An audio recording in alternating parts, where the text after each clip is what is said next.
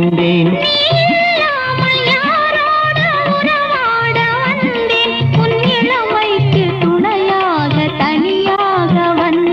நான் மலரோடு தனியாக ஏன் இங்கு நின்றேன்? என் மகாராணி உன்னை காண ஓடோடி வந்தேன்.